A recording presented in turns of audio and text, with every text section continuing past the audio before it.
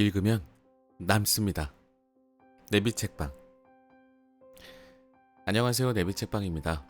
오늘 소개해드릴 책은 예민함의 힘이라는 책입니다. 젠 그랜만, 안드레 솔로 지음, 고영훈 옮김. 21세기 북스입니다. 세상을 다르게 감지하는 특별한 재능. 예민한 감각은 공감력과 창조력의 원천이다. 예민한 사람들을 위한 위로의 바이블이자 무한한 잠재력을 발견하게 돕는 책. 자, 목차부터 소개해드려 볼게요. 목차.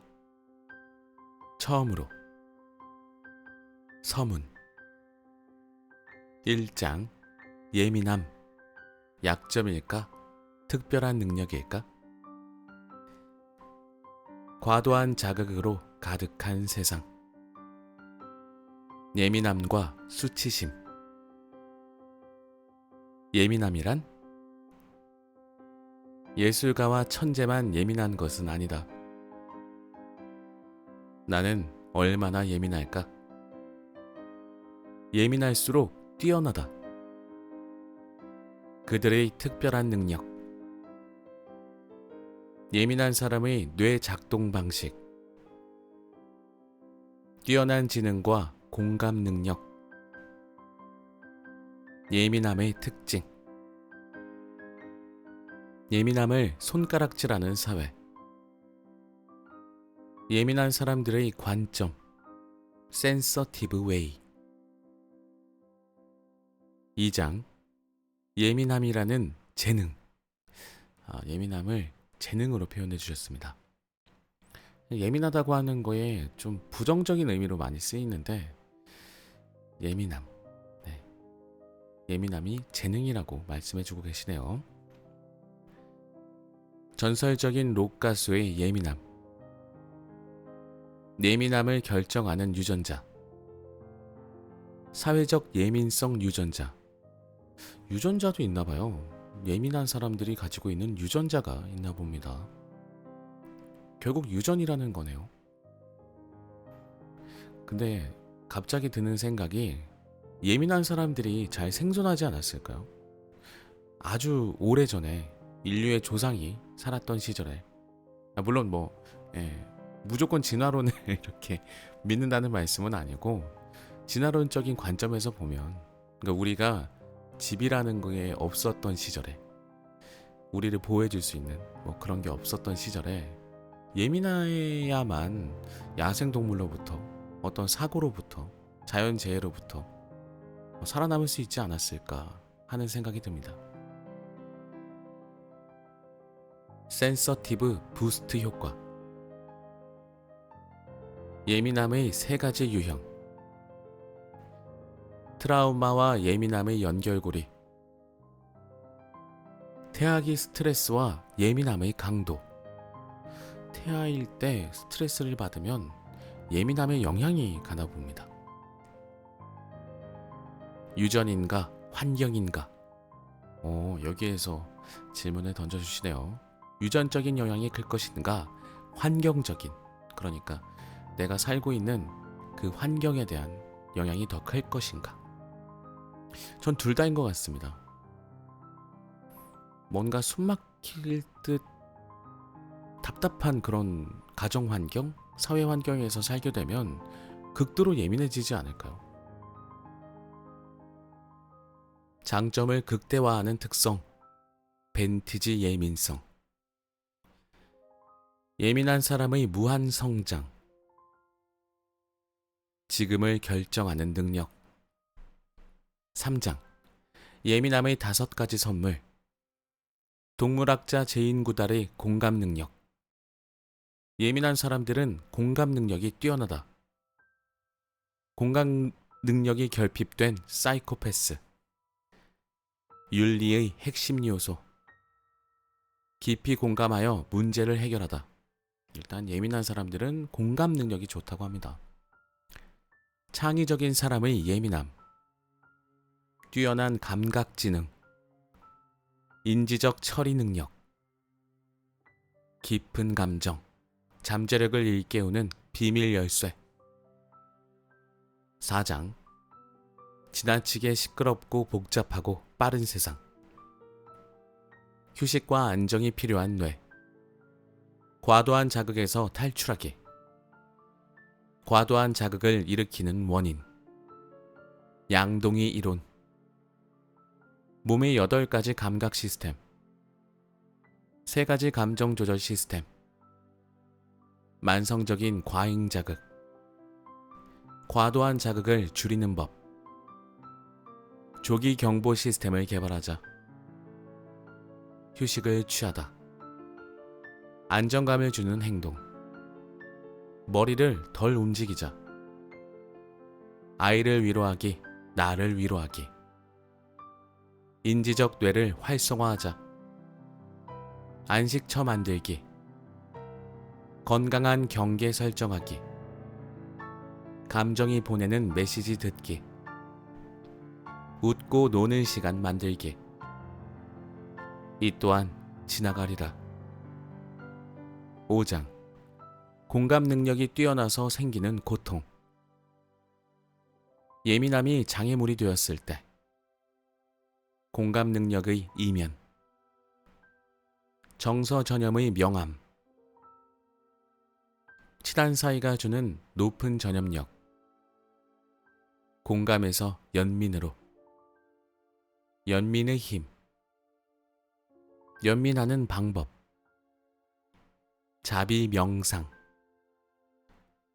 공감의 고통을 줄이는 5가지 방법. 세상 끝의 삶. 6장. 예민한 사람들의 인간관계와 사랑. 예민한 남편 브라이언의 결혼생활. 관계 딜레마. 예민한 사람들은 더 깊은 관계를 원한다. 의미 있는 관계 맺기. 안전한 갈등. 욕망 말하기. 기꺼이 취약해지자. 나르시시스트를 조심하자. 해피엔딩. 7장. 예민한 아이 키우기. 자, 예민한 아이까지 나왔습니다. 예민한 아이로 태어나다. 예민한 아이의 일반적인 특징. 잘못된 오해. 예민한 아이의 숨은 잠재력. 있는 그대로 받아들이기. 부드러운 훈육. 부드럽게 훈육하는 방법. 사전에 기대하는 바를 설정하자. 컴포트존 확장하기. 아이의 감정 코치 되기. 감정 조절 기술의 필요성. 감정 체크인 가르치기. 감정 온도계 사용하기. 감정 관리 방법 가르치기. 노력과 인내의 결실. 8장. 예민한 사람들의 업무 능력. 예민한 직원과 예민한 리더. 예민한 직장인의 업무 환경. 예민한 직장인의 정서 환경. 의미 있는 일에 대한 열망. 그들에게 가장 좋은 직업. 딥워크와 느린 생산성. 예민한 사람들의 딥워크. 쭉 읽어보고 있는데 저는 예민한 편이네요. 목차를 보면서 느꼈는데 다 내 얘기네. 큰일 났다. 잡 크래프팅. 지루한 일을 의미 있는 일로 바꾸기. 잡 크래프팅의 효과. 업무 방법 조정. 건강한 업무 관계 맺기. 직급에 따른 잡 크래프팅. 가치 있는 일. 9장. 예민함이 필요한 사회. 예민함과 성공한 뉴딜 정책. 능력 기르기, 자신감 키우기. 예민한 리더의 장점, 강점이네요. 세심한 직관 따르기.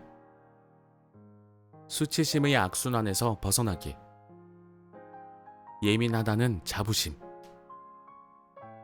예민함 포용 연습. 타인에게 나의 예민함 소개하기. 왜 그렇게 예민해? 라는 말은 가스라이팅이다. 맞아. 예민함을 받아들이는 사회. 감사의 글. 예민함 팩트 시트. 이 예민함 팩트 시트는 그 예민하다는 게 무엇인지 그냥 되게 간단 명료하게 적어주신 부분이거든요. 이 부분만 봐도 내가 예민하다 안 하다를 알 수 있을 것 같더라고요. 추가 읽기 및 리소스 참고 문헌 이렇게 구성되어 있습니다. 자, 그럼 분량이 꽤 많아 보입니다. 오늘은 바로 본론으로 들어가서 낭독 시작하겠습니다. 지나치게 과도한 세상 속 깊은 생각의 힘. 섬세하면서 예민한 사람들 모두에게. 서문. 한 소년과 한 소녀의 이야기로 시작해보자. 한 번도 만난 적이 없지만 그들의 이야기는 똑같이 시작된다. 미국 중서부 출신인 소년과 소녀는 부모님이 노동자이고 가정 형편은 넉넉하지 않다. 두 가족 모두 소년과 소녀를 어떻게 대해야 할지 모른다. 다른 아이들과는 다르다는 것이 서서히 나타났기 때문이다. 때때로 소녀는 정상적으로 보인다. 유치원의 규칙을 잘 따르고 선생님께 공손하며 다른 아이들에게도 친절하지만 쉬는 시간만 되면 움츠러든다. 놀이터의 무언가가 소년에게 너무 과한 것 같다. 그래서 소년은 반야구나 술래잡기, 정글짐에 참여하는 대신 도망친다. 그렇게 소년은 비명과 웃음소리를 피해 그가 찾을 수 있는 유일한 공간인 오래된 배수관으로 숨는다. 처음에는 선생님들도 눈치채지 못했다. 하지만 어느 날 그는 공을 가지고 사라진다. 귀엽게 보일지도 모르지만 다른 아이들은 소년이 공을 가지고 도망치는 것을 보고 불평한다. 그때 선생님들이 그를 발견하고 걱정하기 시작한다. 부모 또한 소년이 왜 배수관에 숨는지, 거기서 무엇을 하는지 이해하지 못한다. 조용하기 때문이라는 그의 대답은 도움이 되지 않는다. 부모는 소년에게 아무리 시끄럽고 지나치게 자극적이더라도 다른 아이들과 노는 법을 배워야 한다고 말한다. 그에 반해 소년은 도망치지 않는다. 오히려 소년은 사람들의 마음을 읽는데 재주가 있다. 그녀는 친구들의 리더가 되어 아이들이 무엇을 원하는지, 무엇이 그들을 행복하게 해줄지 쉽게 알아챈다. 곧이어 소년은 게임과 상품이 가득한 가족 모임, 헬로윈을 위한 유령의 집 등 동네 이벤트를 맡아서 꼼꼼히 준비한다. 이벤트는 몇 주간에 걸친 노력이 필요한 일이지만 소년은 모든 세부사항을 빠짐없이 준비한다. 하지만 정작 중요한 그날이 오면 소년은 다른 아이들처럼 인형극을 보면서 재미있다고 소란을 떨거나 게임을 즐기며 신나게 돌아다니지 않는다. 대신에 신경이 예민해진다. 지나치게 많은 사람과 지나치게 많은 감정, 지나치게 많은 웃음과 소리가 있기 때문이다. 사람들이 웃고 떠드는 야단법석에 소녀는 기가 질린다. 소녀가 과도한 자극을 받는 것은 이뿐만이 아니다. 옷감이 피부를 자극하지 않도록 옷을 수선해 입어야 한다. 엄마의 말에 따르면 소녀가 아기였을 때는 양말이 달린 유아복에서 양말을 잘라야 했다고 한다. 여름에는 일주일간 열리는 캠프에 가는 것이 신나지만 엄마는 그녀를 매일 일찍 집에 데리고 와야 한다. 수십 명의 어린 소녀들과 감정과 호기심에 시끄러운 침대에서 잠을 잘 수 없기 때문이다. 소녀의 예민한 행동은 사람들을 놀라게 하고 실망하게 하며 사람들의 반응은 거꾸로 소녀를 놀라게 하고 실망하게 한다. 부모는 소녀의 행동을 보며 아이가 현실 세계를 감당할 수 없으면 어쩌지? 하는 걱정을 시작한다. 그럼에도 엄마는 최선을 다해 소녀를 격려하고 아빠는 머릿속으로만 생각하지 말고 소리내어 말해야 한다고 소녀에게 상기시켜준다. 하지만 소녀는 생각이 너무 많다. 사람들은 그녀에게 예민하다고 그건 고쳐야 할 부분이라고 말한다. 반면 소년을 예민하다고 말하는 사람은 아무도 없다. 자신의 학년을 뛰어넘는 수준에서 글을 쓰고 읽는 것을 보고 어른들은 그를 영재라고 부르며 점심시간을 학교 도서관에서 보내도 좋다고 허락한다. 그는 급식실의 왁자지껄한 소리에서 해방되어 마음이 편안해진다. 친구들은 소년을 두고 어른들과 다르게 말한다.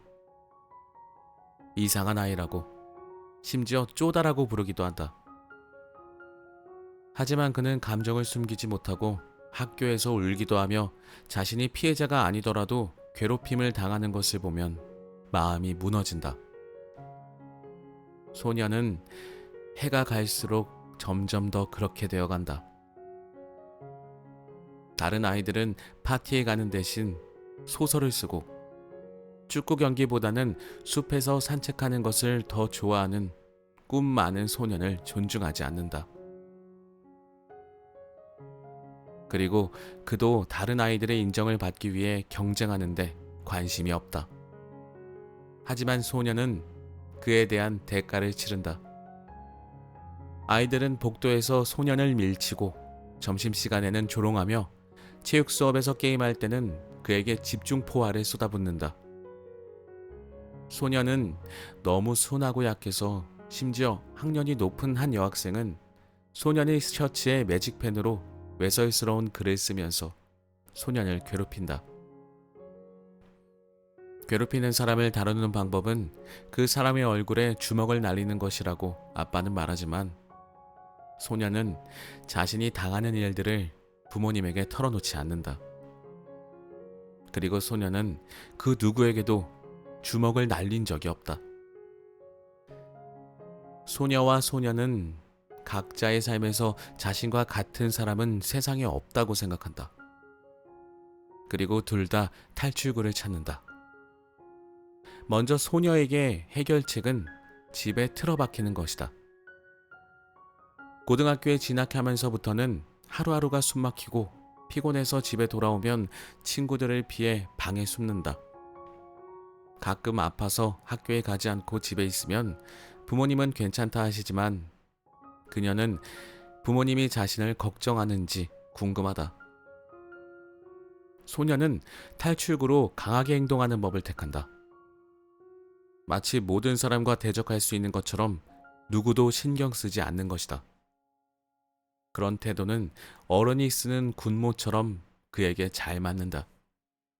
의도한 것은 아니지만 다른 아이들은 소년을 존중하는 대신에 완전히 피한다. 곧 소년은 학교를 빼먹고 자신과 같은 감정을 느끼고 세상을 보는 방식에 대해 비판하지 않는 예술가 무리와 어울리게 된다. 소년은 사이비교회에 들어간다. 교회 사람들은 그녀를 이상하다고 생각하지 않고 마음의 안식을 준다. 자신들이 말하는 모든 것을 따르는 한 그들은 그녀가 특별한 힘, 심지어 특별한 목적을 가지고 있다고 생각한다. 예민한 사람을 정상이라고 말하는 사람은 아무도 없다. 하지만 예민한 사람이 그 재능을 사용하는 법을 배운다면 놀라운 일들을 할 수 있다. 결국에 해피엔딩 같지는 않네요. 소년과 소녀, 소녀와 소년 두 가지의 이야기에서 그 둘의 미래 어떤 결말이 이 이야기에 써 있는 정도까지의 결말에서는 그다지 장밋빛 결말은 아닌 것 같습니다. 누락된 성격 특성. 예민함. 일반적으로 예민하다는 것은 감정을 크게 느낀다는 의미일 수 있다. 아, 첫 줄에 항상 중요한 말이 나오기 마련입니다. 기뻐서 울고 상대의 따뜻함에 어쩔 줄 모르며 비판에 풀이 죽는 것이다. 또한 온도, 향기, 소리에 예민한 신체적인 것일 수도 있다. 점점 더 많은 과학적 증거가 이 두 가지 유형의 예민함이 실제로 동일하다는 것을 보여준다. 신체적 예민함과 정서적 예민함은 매우 밀접하게 연관되어 있기 때문에 두통을 없애기 위해서 타이레놀을 복용하면 약효가 사라질 때까지 공감 테스트 점수가 낮아진다는 연구 결과가 있다. 이 연구 결과 본 적이 있는데 두통 때문에 뭔가 타이레놀 같은 진통제를 복용하면 감정도 무뎌지는 거예요. 감정도 같이 이렇게 반응하지 않는 그런 상태가 된다고 합니다. 약간 영향이 있다고 해요. 예민함은 인간의 본질적인 특성이며 우리 인간의 가장 좋은 자질과도 관련이 있다. 하지만 과학계가 예민함에 대해 많은 연구를 하고 있음에도 여전히 대중에게는 널리 알려지지 않았다. 오늘날 과학자들은 기술의 발전 덕분에 사람이 얼마나 예민한지를 안정적으로 테스트할 수 있다. 기능적 자기공명 영상, fMRI 촬영으로 예민한 사람들의 뇌에서 차이를 발견할 수 있으며 과학 연구를 통해 예민한 사람들의 행동을 정확하게 파악할 수 있고 예민할 때 얻을 수 있는 강력한 이점도 파악할 수 있다.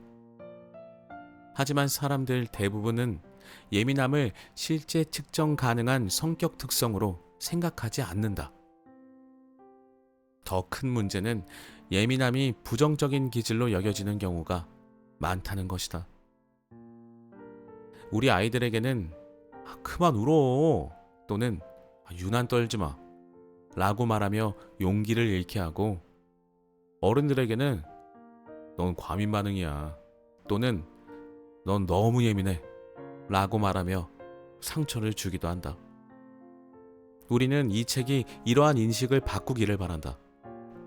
면접이나 첫 데이트에서 저는 매우 예민해요 라고 말해도 좋게 생각할 수 있도록 예민하다는 말이 일상적인 대화에서 흔히 쓰이는 세상을 상상해 본다. 예민하다는 말이 동서양을 막론하고 좀 안 좋은 의미로 쓰이고 있었네요. 어려운 일이지만 불가능한 것은 아니다.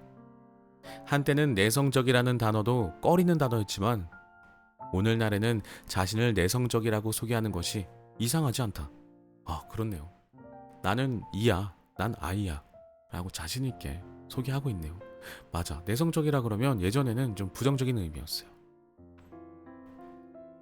우리는 예민함에 대해서도 마찬가지인 세상을 만들고 싶다. 이 인간 본연의 특성을 폄하하지 않는다면 예민한 사람들은 자신의 역량을 제대로 펼치며 성공하게 될 것이라고 믿는다. 그리고 사회는 그들의 독특한 재능으로부터 이익을 얻을 것이다.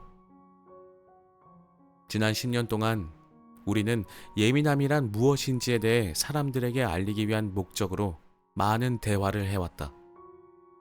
예민함에 대해 알게 되면 빠져있던 퍼즐이 제자리로 돌아가 채워지는 느낌이 든다.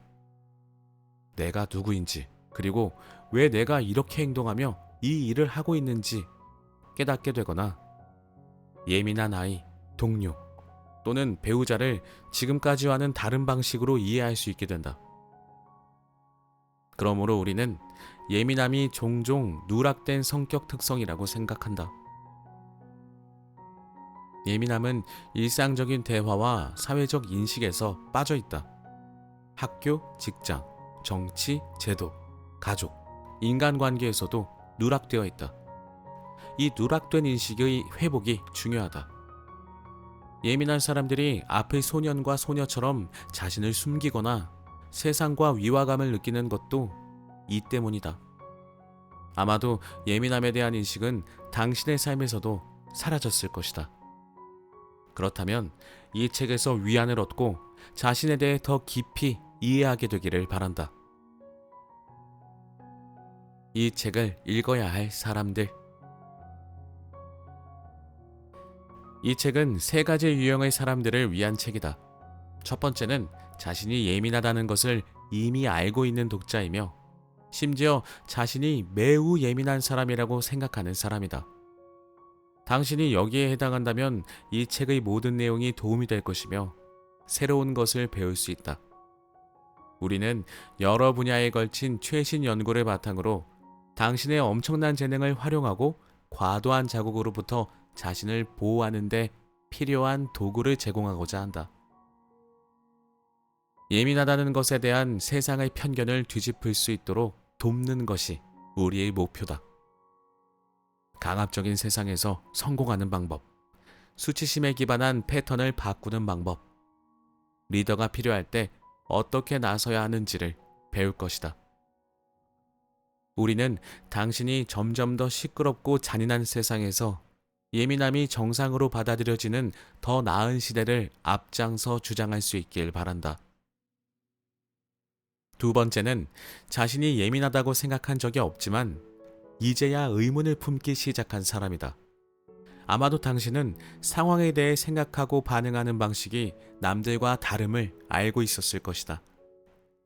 당신은 겉으로 드러나지 않는 내면의 깊은 예민함을 가지고 있었을지도 모른다. 아니면 지금까지 설명한 내용에서 자신의 일부를 인식하기 시작한 것일 수도 있다. 당신이 이 유형이라면 이 책이 당신에게 몇 가지 답을 줄 수 있기를 바란다.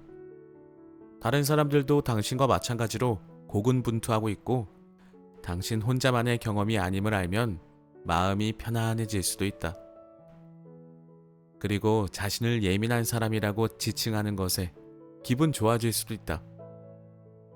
예민한 사람들이 이미 알고 있듯이 단어, 이름, 호칭에는 힘이 있다.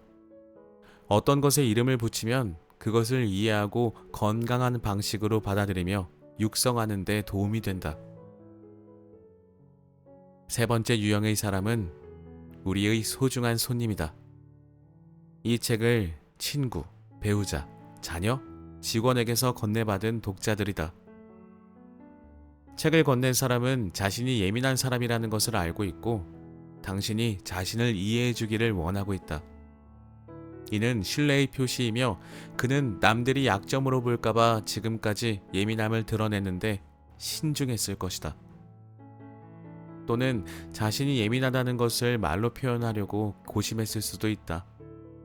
그 사람은 당신이 자신의 경험과 욕구를 이해하고 타당한 것으로 받아들여 주길 바라고 있을 것이다.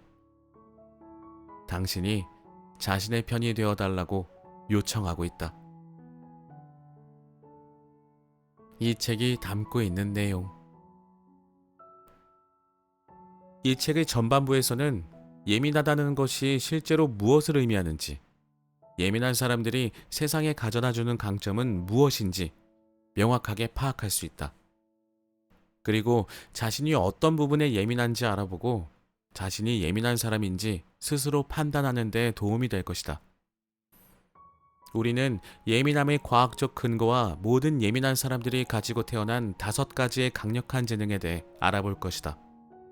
또한 이러한 재능에 따른 대가인 과도한 자극과 예민한 사람들이 어떻게 그 대가를 극복하고 성공할 수 있는지에 대해서도 살펴볼 것이다. 마지막으로 오해받는 재능 중 하나인 공감을 확대하여 상처의 원천에서 세상을 변화시키는 힘으로 바꾸는 방법을 살펴본다. 이 책의 후반부에서는 구체적인 내용을 다룰 것이다. 예민한 사람은 어떻게 삶에서 성공하고 그들의 욕구는 덜 예민한 사람과 무엇이 다른지, 사랑과 우정, 예민한 아이 키우기, 의미 있는 커리어 구축, 예민한 리더의 강력한 특성들을 살펴볼 것이다. 마지막으로 예민함을 숨기지 않고 소중히 여기는 방법을 통해 다음 단계로 나아갈 수 있는 그림을 그려본다. 시끄럽고 빠르고 너무 많은 정보가 넘쳐나는 세상. 점점 더 각박해지고 분열되는 세상에 살고 있지만 지금이 바로 예민함을 키우기에 가장 좋은 시기라고 믿는다. 예민한 사람들의 강점을 인식할 수만 있다면 그들은 지금 이 세상에 가장 필요한 리더, 치유자, 선구자이다. 예민한 사람은 강하다. 소년과 소녀가 깨달은 것처럼 이 모든 것이 쉬운 일은 아니다. 성인이 된 두 사람은 해결책의 절반만 찾았다. 소년은 마음의 자유를 위해 독립적인 생활 방식을 구축했고, 책을 쓰는 동안 자전거를 타고 멕시코를 횡단하며 별빛 아래에서 잠을 잤다. 그것은 의미 있는 삶의 방식이었고, 과도한 자극에 대해 걱정할 필요도 없었다. 하지만 그는 여전히 자신이 예민하다는 것을 부정했고, 자신의 강렬한 감정을 숨겼다. 한편 소녀는 자신이 예민하고 모든 일을 마음으로 이끌고 있다는 것을 잘 알고 있었지만 자신에게 맞는 삶을 만들기 위해 고군분투했다. 그녀는 자신의 삶을 의미 있는 것으로 채우기 위해 언론, 마케팅, 교육 등의 경력을 쌓았지만 그 일들은 매일 그녀의 예민한 마음을 강타했다. 그녀는 다시 지쳐가는 자신을 느낄 수 있었다. 그러던 중 두 사람이 만났고 신기한 일이 일어났다. 그녀는 소년에게 예민하다는 것이 무엇을 의미하는지 알려주었고, 소년은 마침내 자신의 감정을 숨기지 않게 되었다. 소년은 그녀에게 더 이상 지치지 않는 다른 삶을 사는 방법을 알려주었다. 곧 그들은 힘을 합쳤다. 그들은 함께 일하기 시작했고 웹사이트를 설립했으며 조금씩 행복한 삶을 구축해 나갔다. 그리고 이 책의 저자가 되었다. 그 소녀와 소년이 바로 우리다. 쟤는 사이비 교회에서 벗어나 타인의 인정이 아닌 자기 내면에서 힘을 얻는 삶을 만들었다. 안드레는 자전거 여행을 중단하고 자신의 예민한 마음에 자부심을 느끼는 법을 배웠다. 그리고 함께 예민한 사람들을 위한 세계 최대 규모의 웹사이트인 센서티브 레퓨지를 만들었다. 우리는 예민한 사람이고 이를 자랑스럽게 생각한다. 우리의 이야기는 예민한 사람이 강해질 수 있는 수많은 방법의 하나에 불과하다. 모든 예민한 사람은 자신의 길을 선택할 수 있다.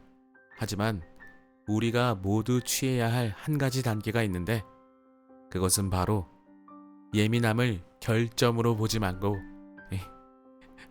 예민함을 결점으로 보지 않고 재능으로 보는 것이다. 밑줄 그으려고 하다가 발음 실수가 났네요. 죄송합니다. 마지막 줄이라 밑줄 그어야지 하는 생각이 갑자기 이렇게 서문을 읽어봤습니다.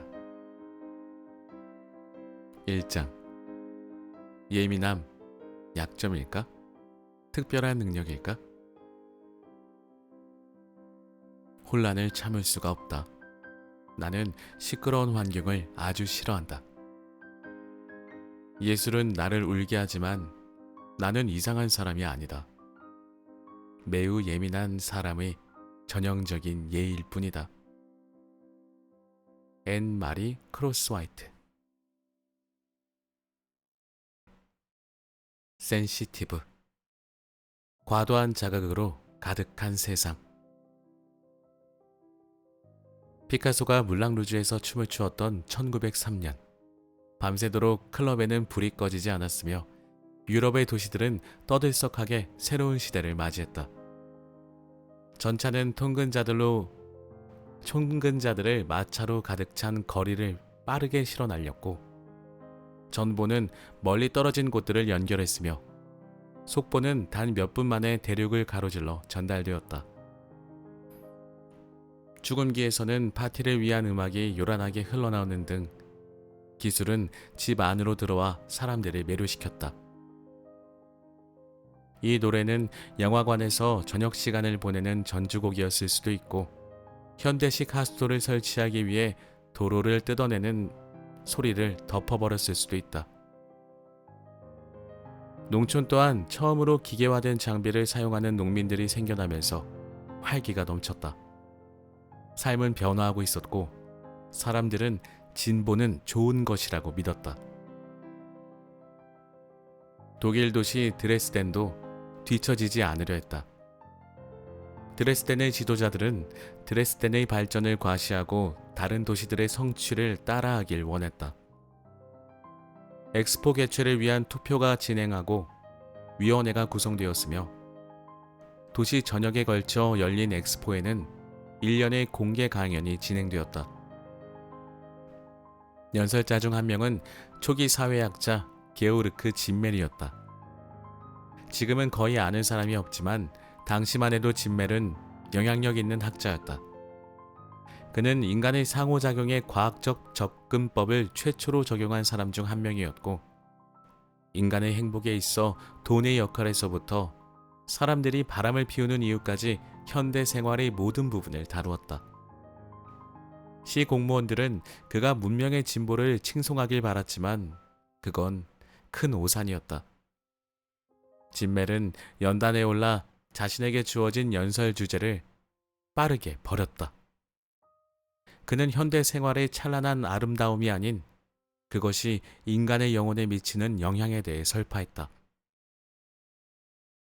그는 혁신이 우리에게 더 많은 효율성을 가져다 주었지만 인간의 두뇌와 그 능력에는 부담을 가중했다고 주장했다.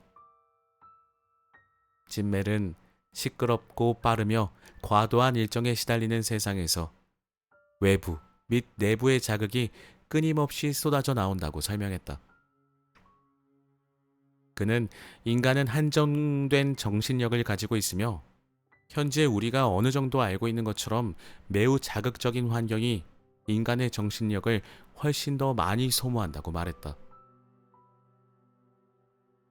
우리 정신의 한 측면인 성취와 일을 중심으로 구축된 측면은 지속할 수도 있겠지만 정서적 측면은 완전히 소모되었다고 설명했다. 진멜이 특히 우려한 것은 사람들의 대처 방식이었다. 모든 새로운 정보에 의미 있게 반응할 수 없었던 사람들은 과도한 자극에 무덤덤해지거나 쉽게 심드렁해지는 모습을 보였다. 자, 이 부분에서는 조금 우리가 생각을 해봐야 될 부분이 있네요. 비록 1903년이었지만 이때도 이 전과는 너무나도 다른 한꺼번에 혁신적인 어떤 과학 기술이 발달을 했었죠. 그게 통신인 것 같은데요. 통신, 어떤 이동 속도가 빨라진 것 같은데 우리가 지금 그렇잖아요. 우리는 지금 인터넷을 이제 핸드폰을 통해서 접하다 보니까 굉장히 계속 이곳에 접속이 되어 있고 접속되어 있는 동안 필요한지 불필요한지도 구분되지 않는 상태로 너무 많은 정보들을 접하고 있죠. 이렇게 되면 어떤 부작용이 있냐면 자극에 무덤덤해지거나 쉽게 좀 무기력한 모습을 보인다고 해요. 그리고 감정을 억누르는 법. 여기까지는 아직 안 읽었죠. 계속 읽어보겠습니다. 여러 가지 문제가 생긴다고 하는데 어떤 문제가 생기는지 한번 계속 읽어볼게요.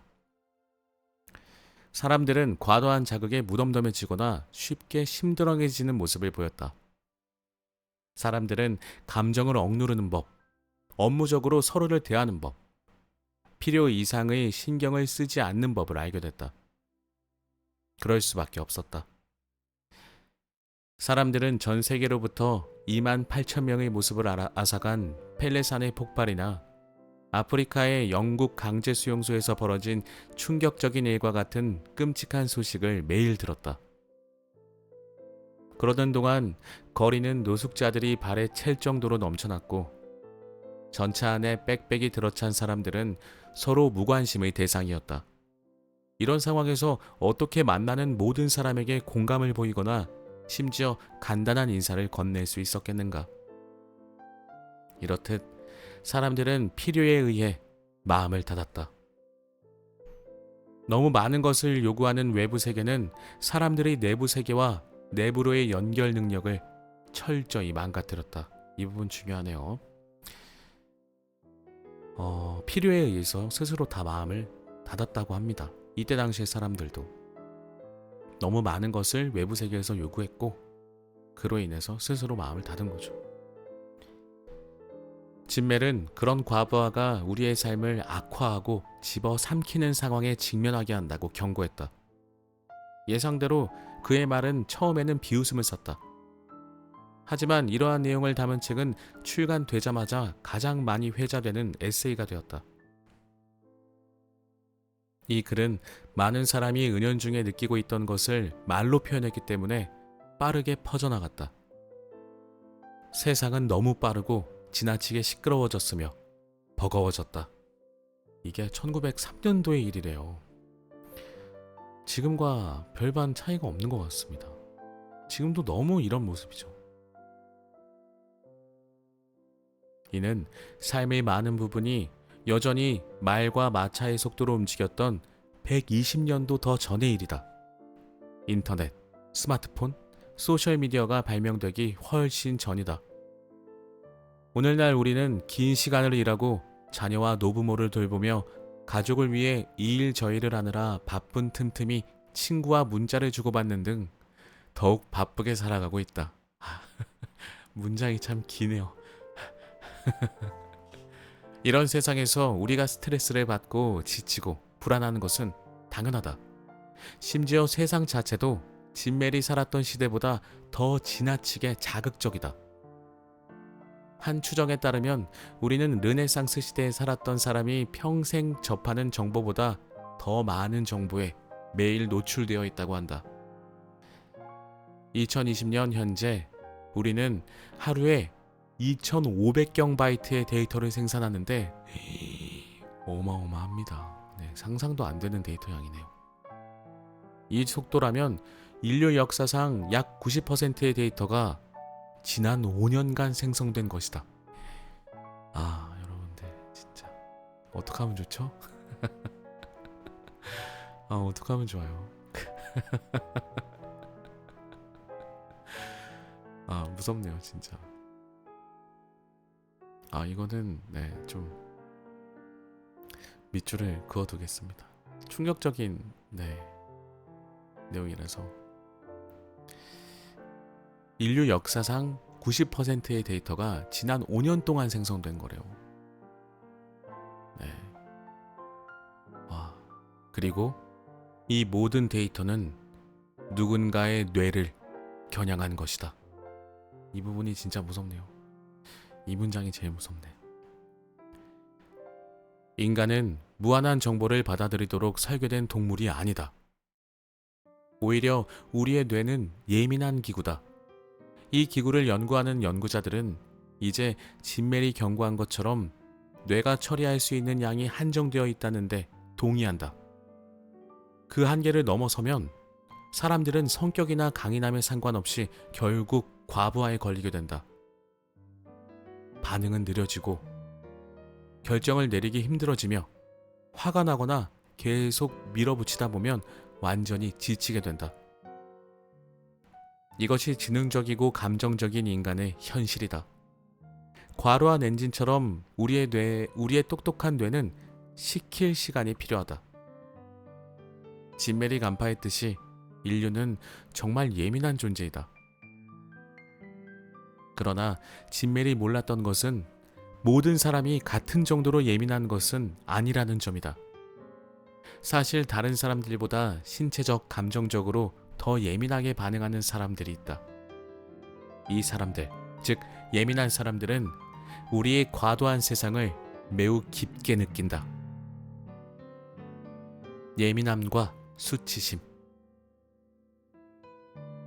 이 책을 읽고 있는 당신은 매우 예민한 것은 고사하고 예민한 사람이라는 소리를 듣고 싶지 않을 수도 있다. 많은 사람에게 예민하다는 말은 꺼리는 말이다. 약점이나 죄책감을 인정하는 것처럼 들리거나 더 심하게는 불쾌감을 주는 말처럼 들리기도 한다. 일반적으로 예민하다는 것은 많은 의미를 담고 있지만 대부분 수치심에 기반한다. 첫 번째, 우리가 누군가를 예민한 사람이라고 할 때의 의미는 농담을 받아들이지 못하거나 쉽게 화를 내거나 지나치게 울거나 너무 쉽게 기분이 상하거나 피드백이나 비판을 제대로 받아들이지 못한다는 것이다.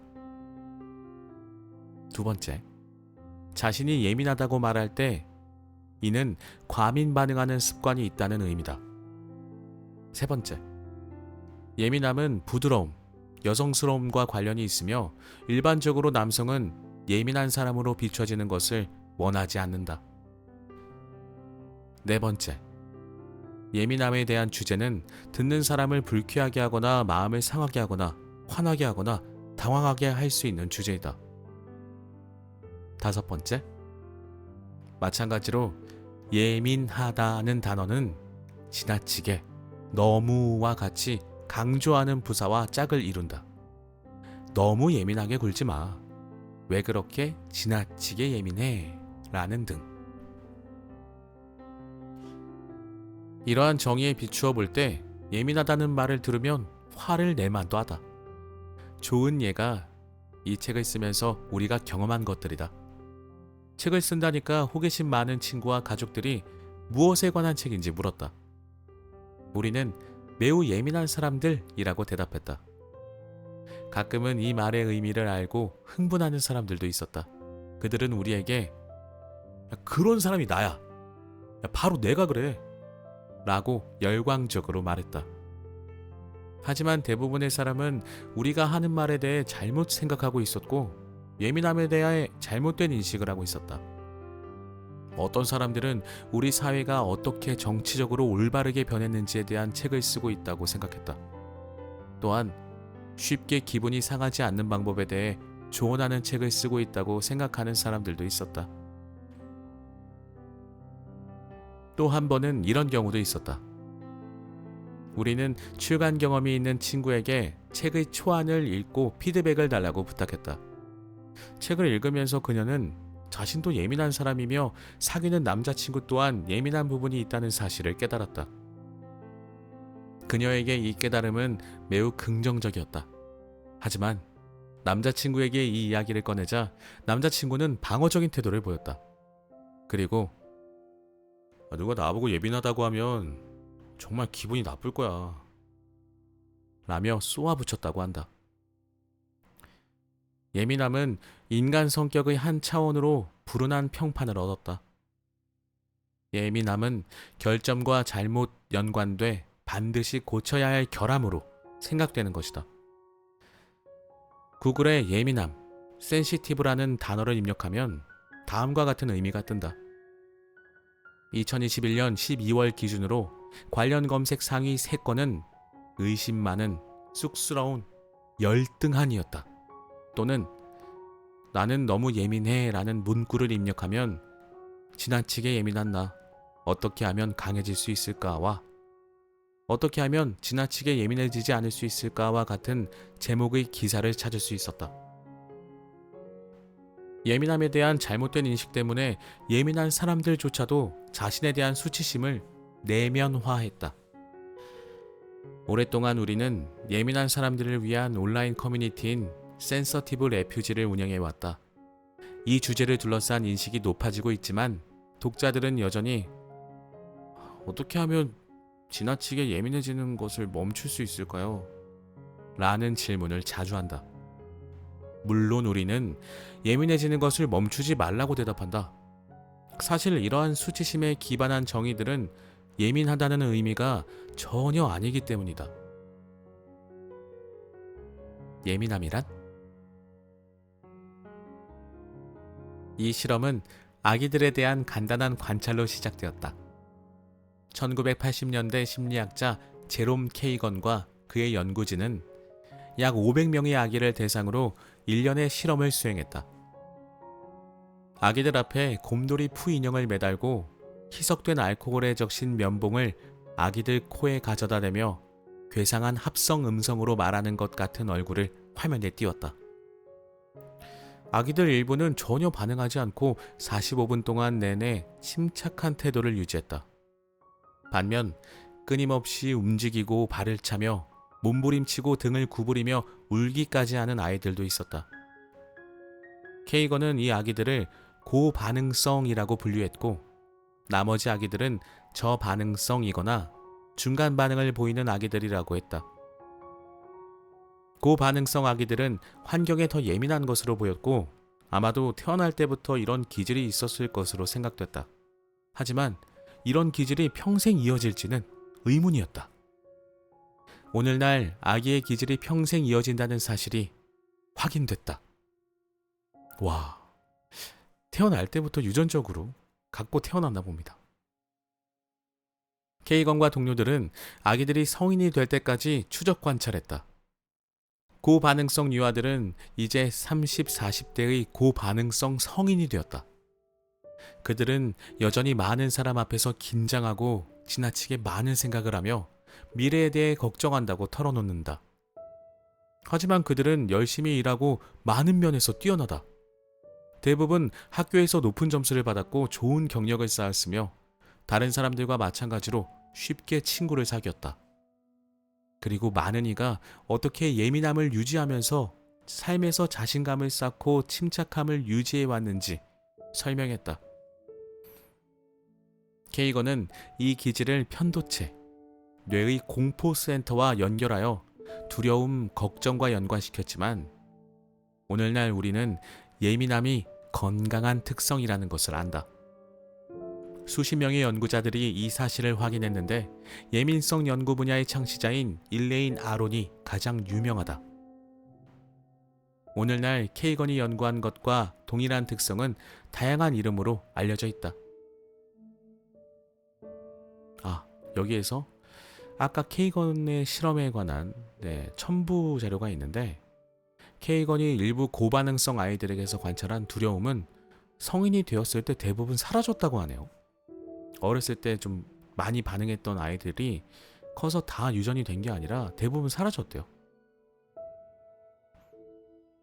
매우 예민한 사람들, 감각 처리 예민성, 상황에 따른 생물학적 예민성, 예민성 편차, 심지어 난초와 민들레라는 이름도 있다.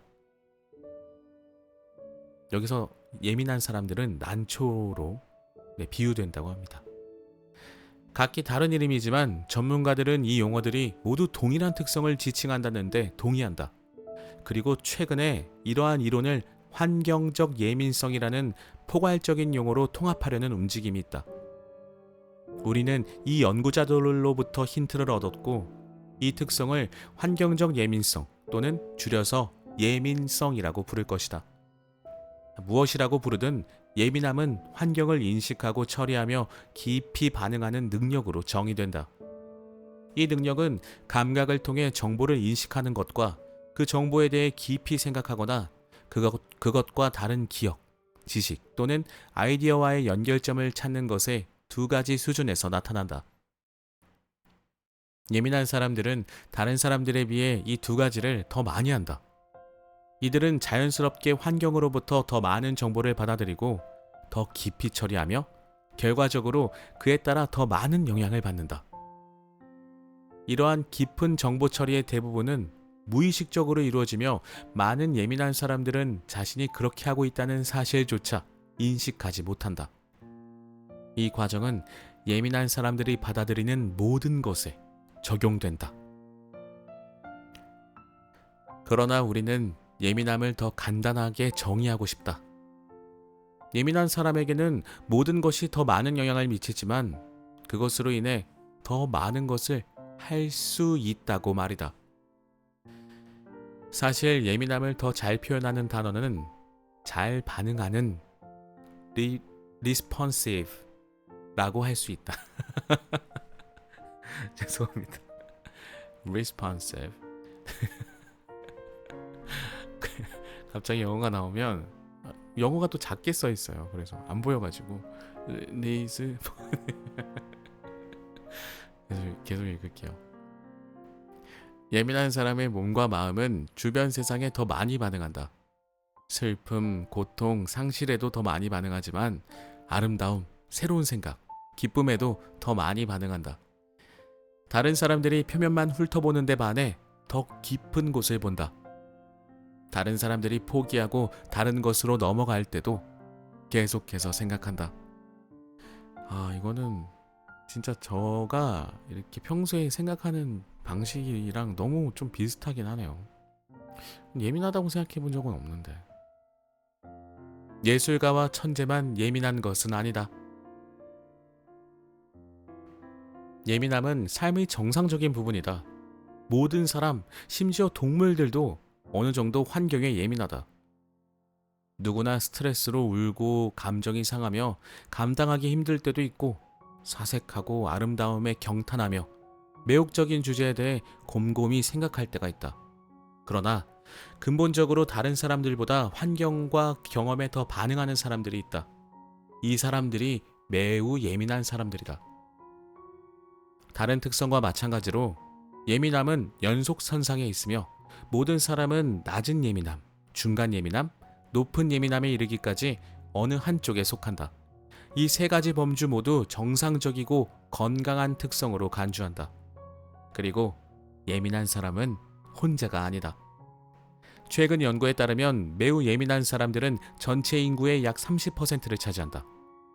다른 30%에는 낮은 예민함을 가지고 있고 나머지 40%에는 이 둘의 중간이 있다. 다른 말로 하면 예술가와 천재만 예민함을 드물게 가지는 것이 아니다. 모든 도시, 직장, 학교에서 3명 중 1명은 예민한 사람이다. 예민함은 또한 남성과 여성 동일하게 나타난다.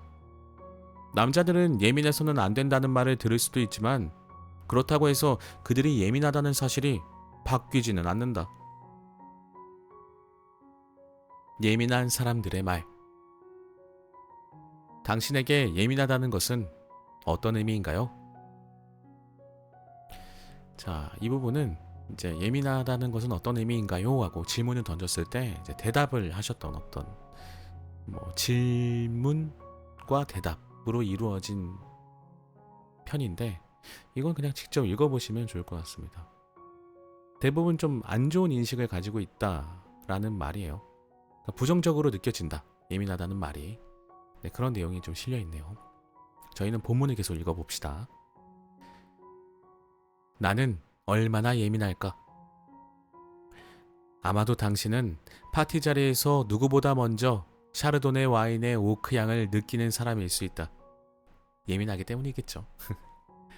베토벤 교향곡 9번을 듣고 벅찬 감정에 휩싸이거나 반려동물 구조 영상을 보면서 눈물을 흘릴 수도 있다. 아, 저 혼자 집에 있을 때 다 하는 것들이네요. 난 예민하지 않는데. 또는 주변에 누군가가 계속 마우스를 클릭하는 소리에 집중하지 못할 수도 있다. 이것은 모두 예민함이 높아진 신호일 수 있으며 많은 사람이 우리가 인식하는 것보다 더 예민하다. 따라서 다음은 예민한 사람들이 보이는 가장 흔한 특징들을 담은 체크리스트를 소개한다. 아, 이거 봐야겠네요. 체크한 항목이 많을수록 더 예민하다는 의미다. 예민한 사람으로 간주되려고 모든 항목에 체크하거나 이 책에서 설명하는 모든 예민함의 특성과 자신을 연관시킬 필요는 없다. 앞서 말했듯 예민함은 낮은 예민함, 중간 예민함, 높은 예민함의 3가지 범주로 나뉘며 모든 사람이 이 3가지 중 하나에 속한다. 또한 삶의 경험이 나의 예민함을 표현하는 방식에 영향을 미칠 것이라는 것도 염두에 두자. 예를 들어 만약 어렸을 때부터 건강한 경계선을 정하는 법을 배웠다면 일부 예민한 사람들처럼 사람들을 기쁘게 하거나 갈등을 피하는데 어려움을 겪어본 적이 없을 것이다. 성격의 다른 측면도 각 문항과 얼마나 밀접하게 관련되어 있는지에 따라 달라질 수 있다. 예를 들어 만약 자신을 내향적인 사람보다 외향적인 사람이라고 생각한다면 내향적인 예민한 사람보다 휴식 시간이 덜 필요할 수도 있다. 다음 중 본인에게 맞는 설명은 어떤 것인지 체크해보자. 자, 이제 체크리스트가 나왔는데 딱 여기까지 소개해드리면 될 것 같습니다. 첫 번째입니다. 첫 번째, 보통 행동하기 전에 잠시 멈춰 뇌가 작동할 시간을 준다. 아, 난데? 큰일 났다. 자, 일단 네. 두 번째. 그림의 분놀림 사이에 나타나는 약간의 의명 차이나 동료의 얼굴에서 빠르게 사라지는 미세한 표정 등 미묘한 세부 사항을 알아차린다. 세 번째. 강한 감정을 느낀다. 분노나 걱정과 같은 격렬한 감정을 떨치기 어렵다. 이건 좀 애매합니다. 네 번째. 낯선 사람이나 뉴스에서만 보는 사람들에 대해서도 크게 공감한다. 쉽게 타인의 입장이 된다. 다섯 번째.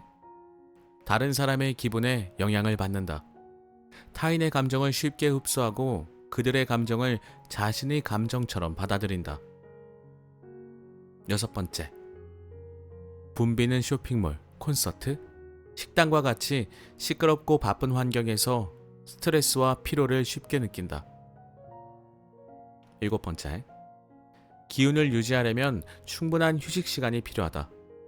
감각을 진정시키고 생각을 처리할 수 있도록 사람들과 떨어져 있는 시간을 가진다. 여덟 번째. 사람들의 마음을 잘 읽고 사람들의 생각과 느낌을 놀라울 정도로 잘 맞춘다. 9. 폭력적 혹은 무서운 영화를 보거나 동물이나 인간에 대한 잔인한 장면을 보기가 어렵다. 10. 서두르는 것을 싫어하고 신중하게 일하는 것을 선호한다. 11. 완벽주의자다. 12. 상사가 일을 평가하거나 경쟁에 참여할 때와 같은 압박을 받으면 최선을 다하려고 애쓴다. 13.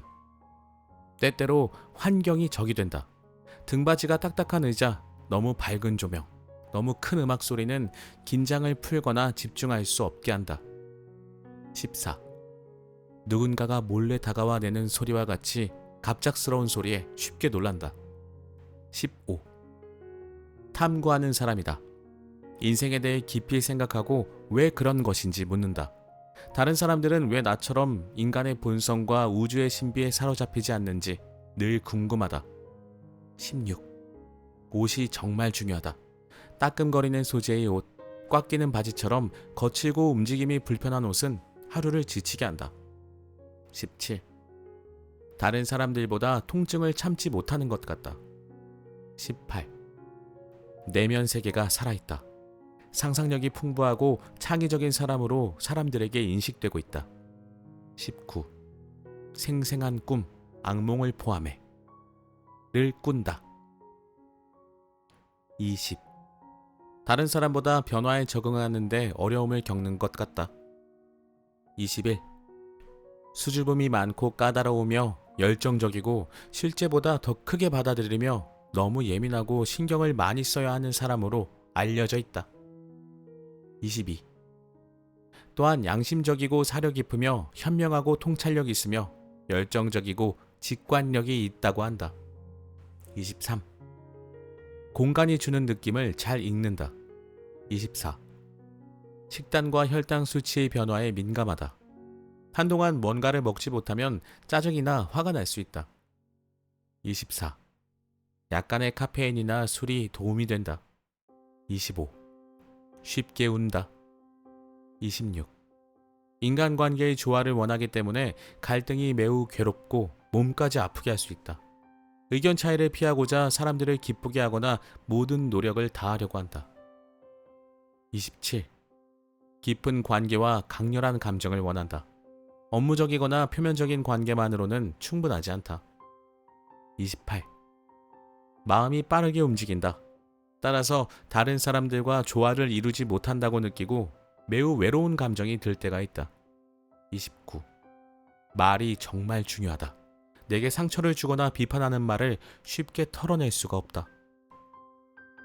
30. 나의 장단점을 잘 알고 자기 성찰적이다. 31. 노래, 그림, 햇빛이 단풍을 비추는 모습 등 예술과 아름다움에 깊이 감동한다. 또는 나에게 쉬운 일과 어려운 일에 대한 다음에 간단한 자기평가를 해보자. 만약 이 항목들 대부분이 해당된다면 예민한 사람일 가능성이 높다. 위에 체크리스트는 저는 다는 못 해봤어요. 읽느라 정신이 없어서. 이 정도만 되어도 이미 본인이 예민하신지 아니신지는 대충 느낌이 좀 오셨을 것 같습니다. 아마도 당신은 살면서 처음으로 당신이 예민한 사람이라는 것을 깨닫고 있을지도 모른다. 그렇다면 클럽에 온 것을 환영한다. 당신은 혼자가 아니다. 사실 당신은 좋은 사람들과 함께 있다.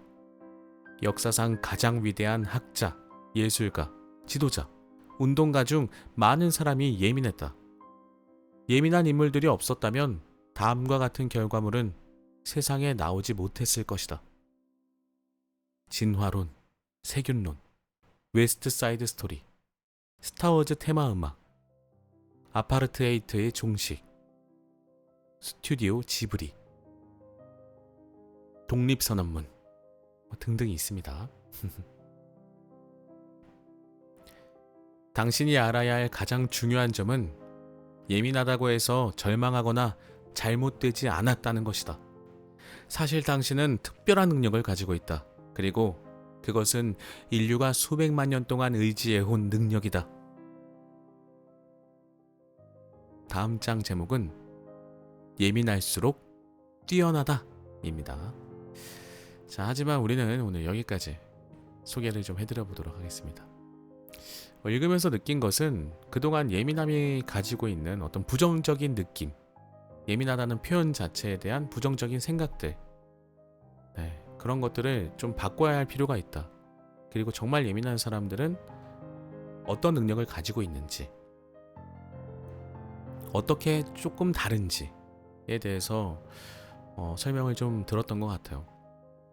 예민함이 저는 좋은 의미, 나쁜 의미 어떻게 쓰이더라도 그냥 본능적으로 느끼기에는 예민함은 생존과 좀 관련이 있다고 저는 생각이 계속 들어서, 예민한 종족들은 다들 빨리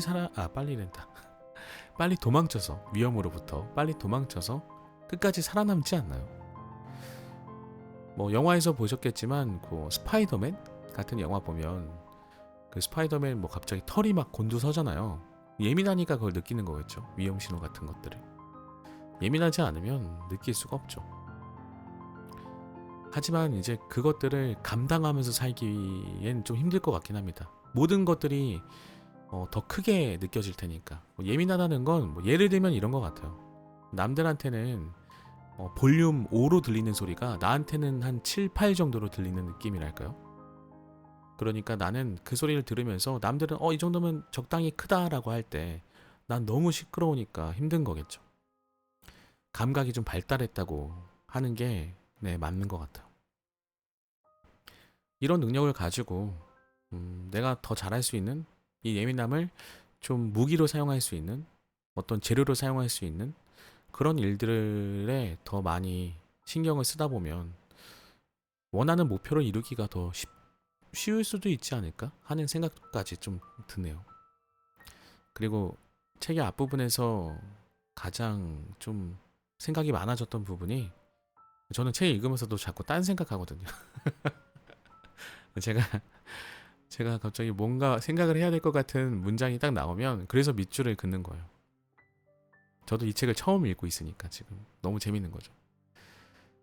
생각이 딱 들었던 게, 우리는 지금 너무 많은, 나한테 필요한지 안 한지도 모르는 그 자료들에 너무 둘러싸여 있는 것 같아요.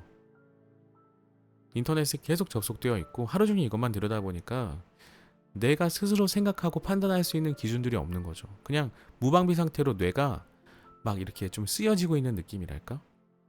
그러니까 내가 아주 좋은 칼을 가지고 있는데 이 칼을 가지고 막 검술도 익혀보고 뭐 요리도 해보고 무나 당근도 썰어보고 해야 되는데, 내가 이 칼을 가지고 있는데 온 동네 사람들이 다 내 거를 한 번씩 만지고 가는 느낌이랄까. 그냥 나는 정작 써보지도 못하고 그냥 그대로 두고, 좀 그런 느낌입니다. 아니다, 비유가 잘못됐네. 내가 엄청 좋은 칼이 있는데 알아서 동네 사람들이 다 썰어서 다 재료를 나한테 파는 거야. 그 전쟁도 안 나. 그래서 검술을 익힐 필요도 없어. 이런 느낌이네요. 칼이 계속 칼집에만 들어가 있는 상태인 거죠.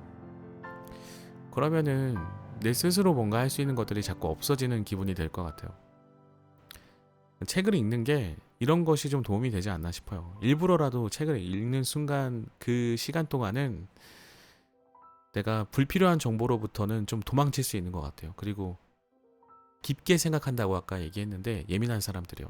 깊게 생각하는 사람들이라고 얘기를 했었는데 깊게 생각할 수 있는 기회가 이 책 안에는 있다고 생각해요. 세상 모든 걸 아는 사람과 그러니까 모든 거를 조금씩 알고 있는 사람과 한 가지 분야에 정통한 사람이 누가 더 똑똑하다, 누가 더 지혜롭다라고 뭐 얘기하기는 어렵겠지만 저는 뭐 그런 거 보면은 좀 그런 거 느끼는데 전혀 다른 분야의 전문가들끼리 서로 어떤 얘기를 할 때 서로 통하더라고요. 얘기가 돼요. 그러니까 한 가지 분야에 좀 정통하기 시작하면 세상에는 대충 다 비슷한 원리로 돌아가는 것 같아요. 모든 것들이. 내가 한 가지에 정통해버리면 이쪽 분야도 뭐 어떤 색깔이나 모양은 다를지언정 그게 만들어지는 과정이나 그런 것들은 좀 비슷할 수 있다는 거죠. 그냥 깊은 생각과 깊은 어떤 깨달음 그리고 나에 대한 집중 이런 게 더더욱 필요한 세상이 오고 있지 않나라는 생각도 들고 뭐 그렇습니다. 그리고 유튜브에다가 뭘 입력해서 찾아보면 돼. 뭐 어디다가 입력해서 찾아보면 돼. 필요한 정보는 거기서 다 얻을 수 있어 라고 요즘 다들 그렇게 생각하실 텐데 저는 이럴 때일수록 오히려 정말 좀 공정하고 객관적이고 어떤 의도가 없는 저널리즘이 더 많이 발전해야 된다고 생각해요. 적어도 저널리스트들은 어떤 자료들을 다 확인을 해보고 우리에게 알려주거든요. 유튜브에서는 검증되지 않은 자료들이 너무 많다고 생각하거든요. 그게 진짜인 것처럼 믿어져 버리고 그게 좋아요랑 조회수가 많으면 그게 진짜가 되어버리는 것 같은 그런 느낌조차 들 때가 있어요. 아무튼 이 책 참 재밌습니다. 이 책 너무 재밌고 생각이 많아지는 이런 책. 여러분들 책 읽으세요. 네. 저는 여러분들 덕분에 방송할 때마다 이렇게 조금이라도 책을 접할 수 있게 되어서 얼마나 좋게요. 얼마나 좋게요. 자, 오늘 예민함의 힘 한번 소개해드려 봤습니다.